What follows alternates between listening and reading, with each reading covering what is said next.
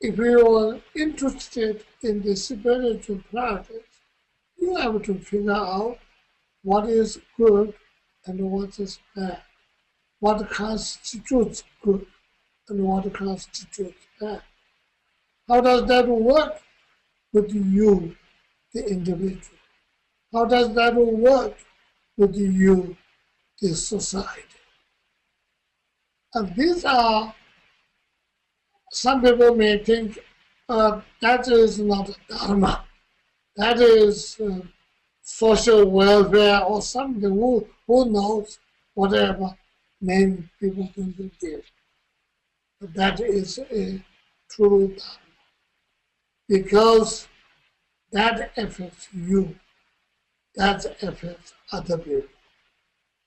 So that is the most important for us to figure out what is in there for me, what I can do for me.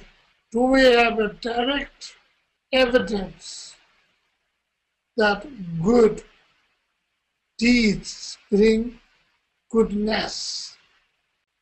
Human capacity is such that human beings have a knowledge that knowing something good, something helpful,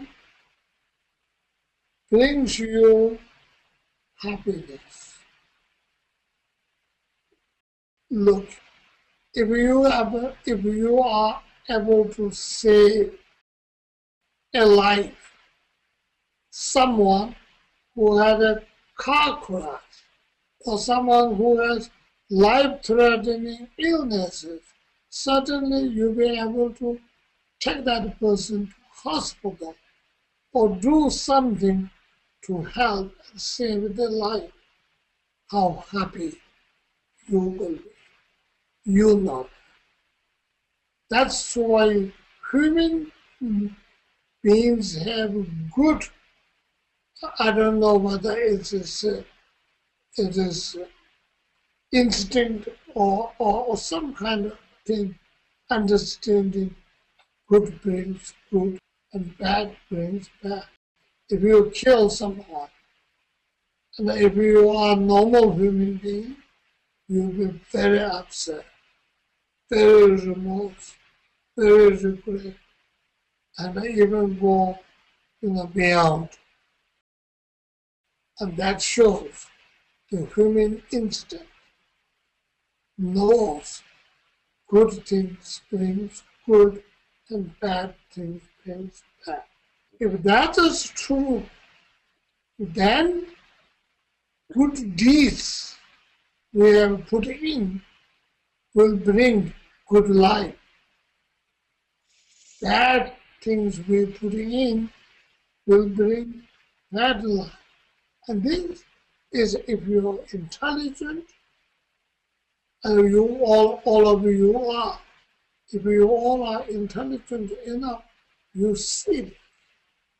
You see that on watching yourself. You see that watching on the other person. You see that watching in the society. And there are some people who never have remorse. There are some people who will never be happy. That is exceptional case. But most people are that way. And that tells us, from our own experience, that tells us good deeds just bring us happiness, calm, quiet, relaxed, and happy. We saw that. Bad deeds brings remorse, upset, anger, misery, and all that. We see. So, as an intelligent person, what would you do? Avoid those deeds which brings negative result as much as you can. You can never be 100% right. If you try to be 100% right, it's too much righteousness is also not necessarily good. No one can be 100% right. So no one also can be 100% wrong. Honestly, look at that mixture. So that mixture is we did it. Why we did it? Because we thought of doing it. We thought of doing it, or we are forced by our emotions. And that's how it happens, isn't it? So everything, whatever we do, with or without our control or understanding, but all we did it, physically, verbally, or mentally, we did it. We did it because we think of doing it. We think of doing it because our mind thought about it.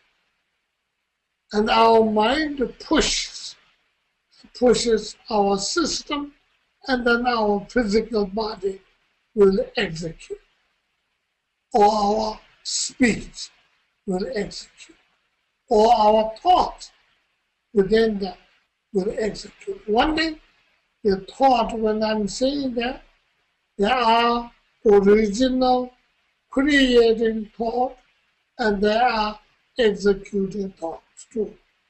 Original creating thoughts, keep on thinking about it. Idea comes in, pops up.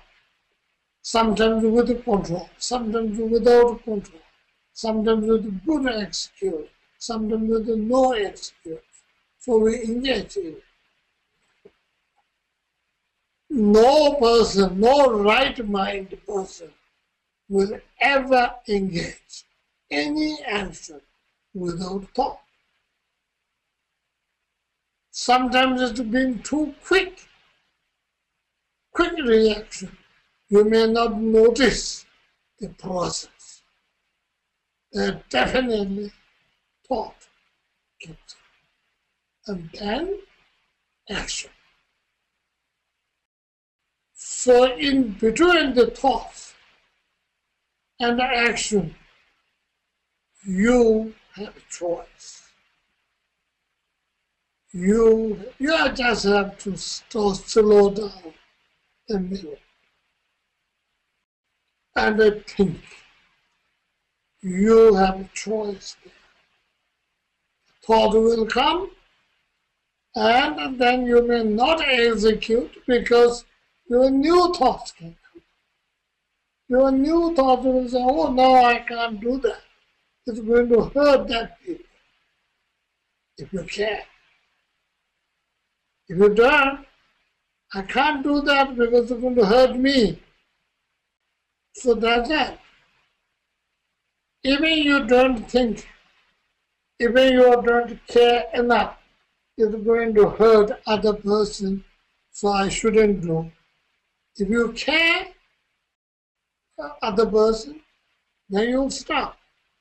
If you don't care other person, they may not stop, but then you know clearly you're going to get hurt, in not only in process, but as a result.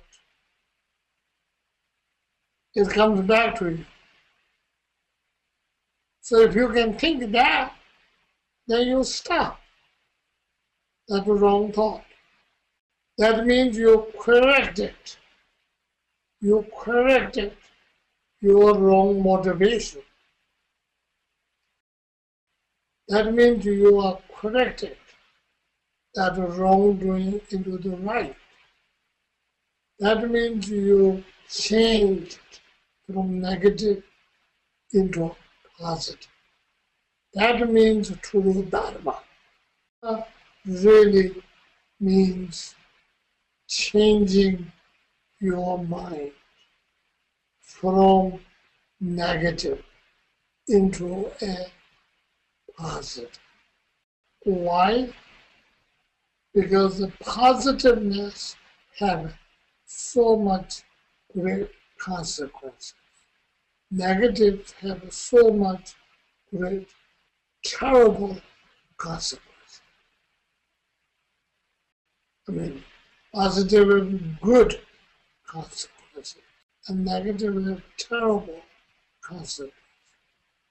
So for me as an individual, try to avoid that negative is helping, serving me, putting me in the right direction.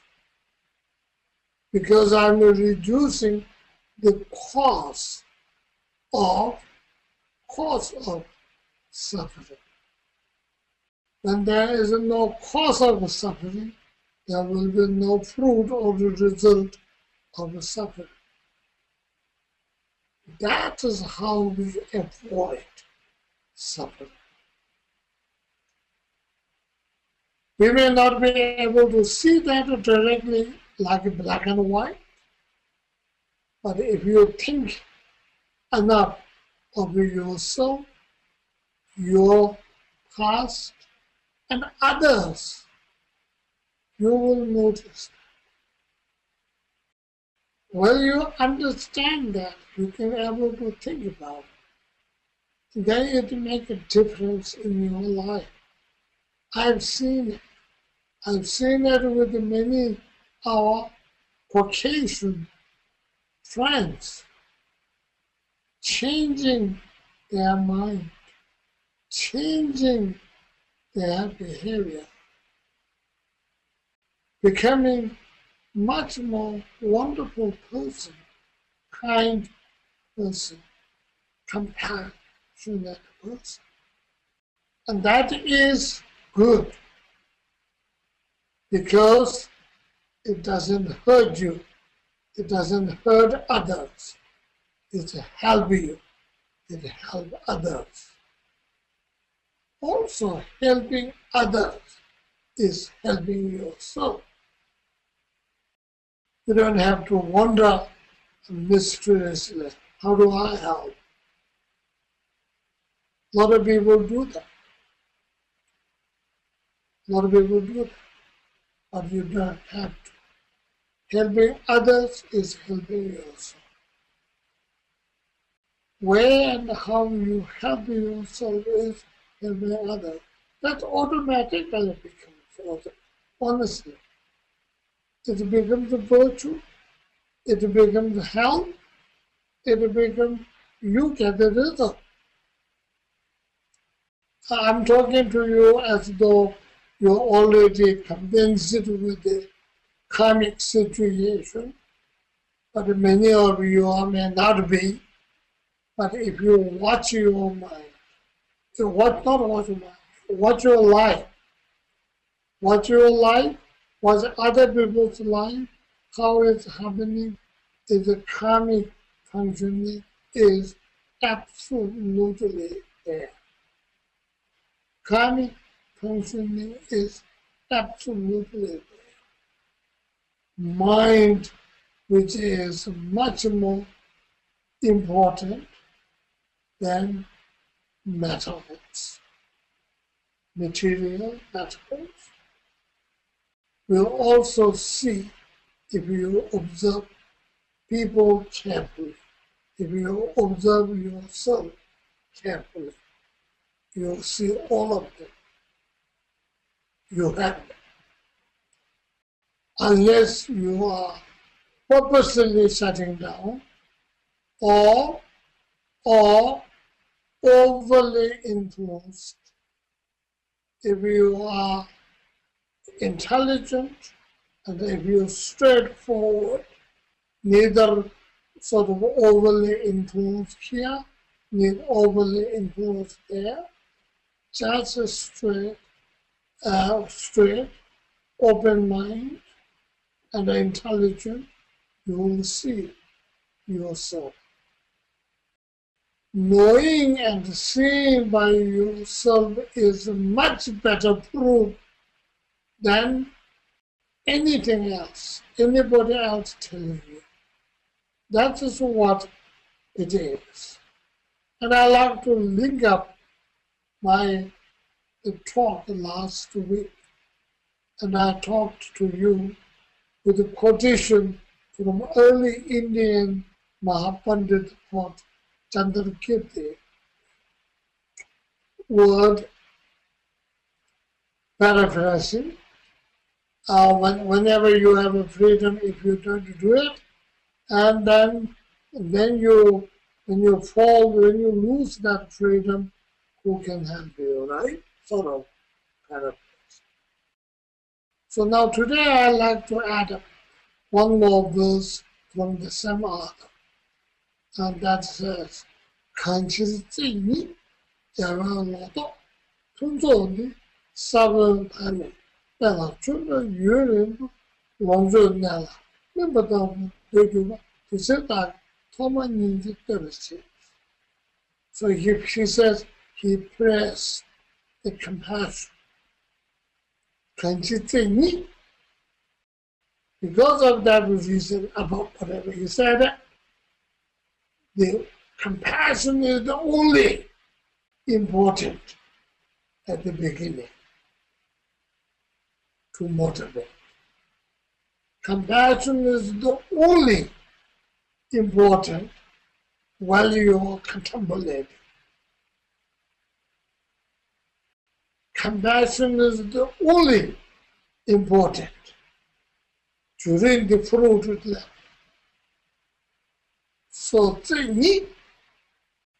like if you are growing fruit, it is important, like a seed.